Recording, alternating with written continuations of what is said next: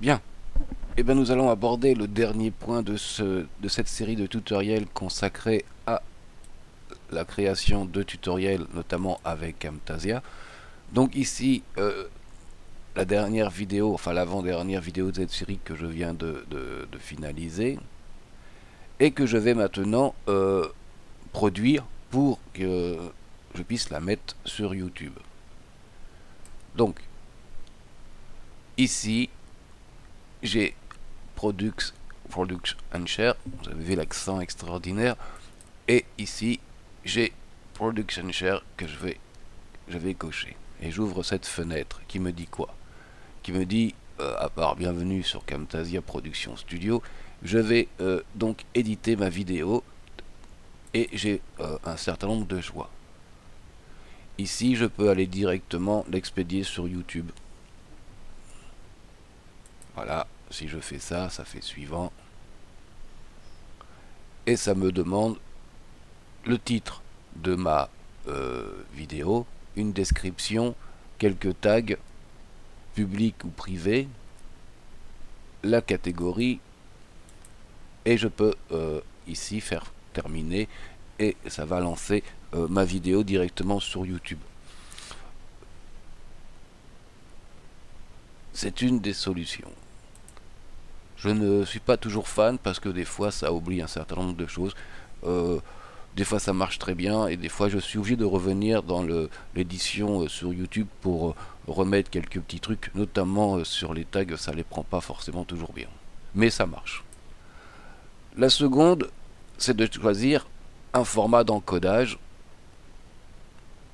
qui correspond à ce que nous voulons faire. Donc nous avons le choix entre ici le MP4 480, le 720 et le 1080. Ici c'est la même chose, seulement on y a ajouté le Smart Player qui permet de lire les vidéos.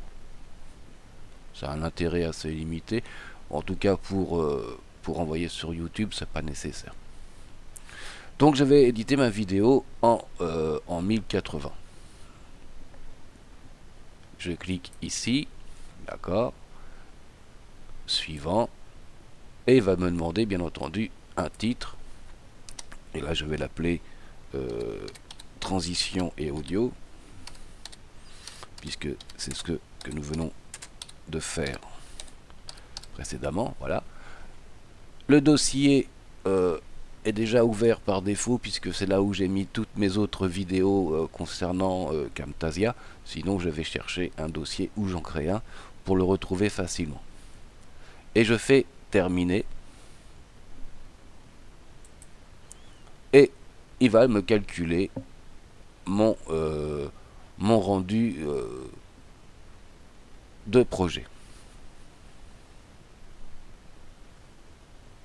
Bon, ça peut prendre un certain temps, c'est assez rapide, la vidéo n'est pas très longue, mais nous allons le laisser calculer, nous retrouver plus tard.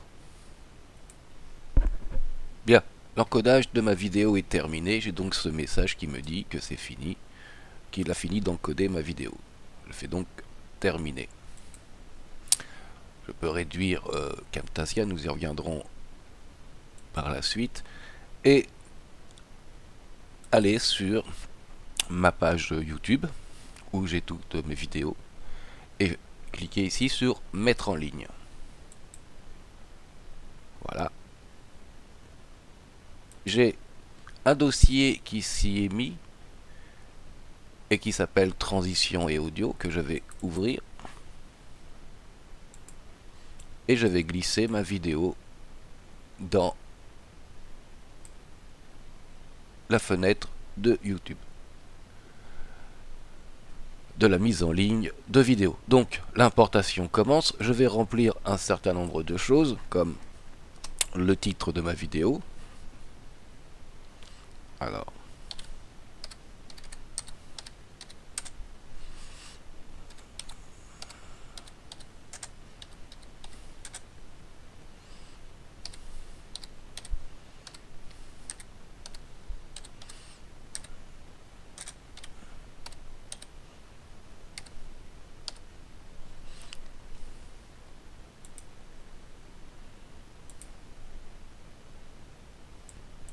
bien, Là, j'ai rempli comment, voilà, le titre et puis une petite explication rapide de ce qu'il y a dans cette vidéo.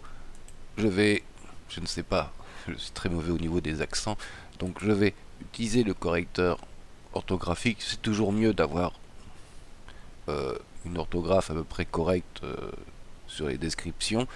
Et ici, je vais donc virer ça et je vais mettre les tags.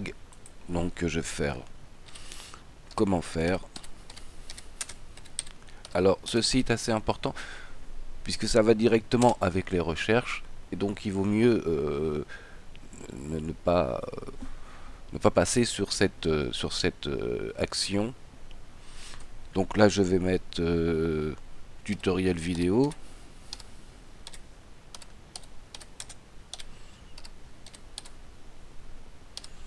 Voilà, je puis sur entrée, ça me crée Camtasia.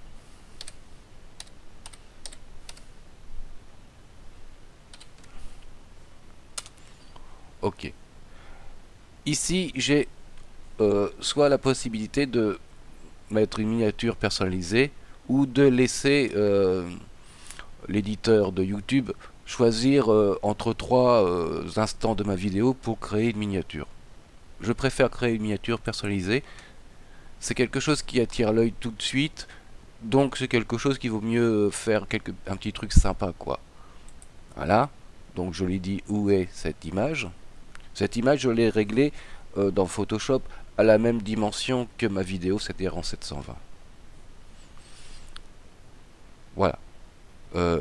Et ici, j'ai ajouté à une playlist. Comme j'ai fait un ensemble de vidéos sur le même sujet qui se suivent, j'ai créé une playlist.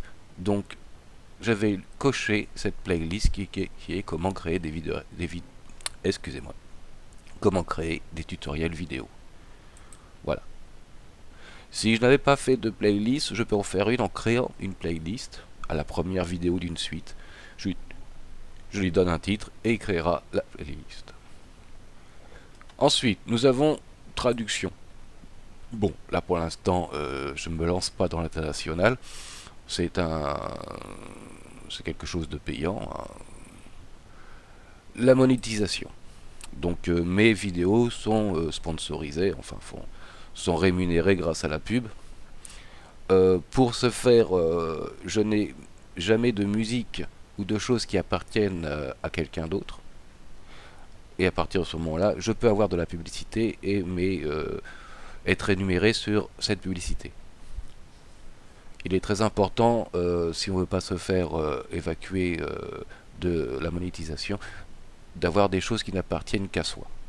Hein, ou alors avoir toutes les autorisations pour pouvoir mettre des choses qui appartiennent à d'autres personnes, à des créateurs, à des musiciens, à des choses comme ça. Ensuite, moi, c'est fait, monétiser via des annonces. Et ensuite, paramètres avancés. Bon, là, moi personnellement, je vois pas grand chose d'intéressant à part mettre la date de création. Hein. Déjà, c'est rempli et ça ne bouge pas tant qu'on ne le change pas.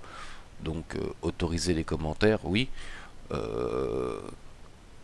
Les utilisateurs peuvent afficher les avis et laisser sur cette vidéo, oui. J'ai une licence YouTube standard. Cette vidéo est disponible sur toutes les plateformes. Informer les abonnés, autoriser l'intégration. Activer la limite d'âge.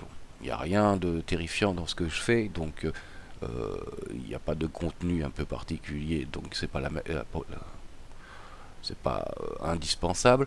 La catégorie film et animation, alors on peut mettre tout, il n'y a pas de tuto. La liste est à mon avis assez courte. Bon, le lieu de tournage, on s'en fout. La langue, bah, le français. La date d'enregistrement et puis afficher publiquement les statistiques relatives à la vidéo sur la page de lecture. Ok, c'est pas de la vidéo 3D et il n'y a pas de promotion pour d'autres marques dans ma vidéo. À partir de ce moment-là, si je suis à peu près convaincu d'avoir tout rempli, je fais publier. et on va attendre que la vidéo se termine en encodage. Pour YouTube, il reste là 5 minutes. Alors ça peut prendre un peu plus de temps si la vidéo est plus longue, ou s'il y a de l'embouteillage, ou si vous avez une connexion qui n'est pas formidable. Pendant ce temps-là, je peux retourner sur mon gestionnaire de vidéos, là où j'ai tous mes vidéos, et voilà, je vois apparaître ma vidéo avec ma miniature, donc elle est en instance de finalisation et de vérification pour notamment la monétisation par des publicités. Bien, on n'a plus qu'à attendre que tout ceci se termine. Nous allons retourner sur donc notre Camtasia. Nous avons donc vu à peu près toutes les fonctions de Camtasia. Vous voyez que c'est pas extrêmement compliqué, mais ça demande du temps, quoi. Ça demande du temps, ça prend quand même un certain temps pour pouvoir faire quelque chose de correct. Même si, comme moi, je fais des choses assez simples, je mets pas trop de décorum et de choses comme ça, puisque ce qui intéresse les gens, c'est de voir, de comprendre comment ça fonctionne, et pas d'avoir un festival d'effets spéciaux, de sons, de machins et de trucs qui, en fin de compte, n'apportent pas grand-chose. Bien, ceci va conclure notre dernier volet sur la création de vidéos tutoriels. Je vais retourner donc sur Google. Voilà, ma vidéo va bientôt être prête. Je vais pouvoir maintenant l'envoyer sur Google+, sur Twitter et également sur Facebook ou autres réseaux sociaux si je suis inscrit à des réseaux sociaux.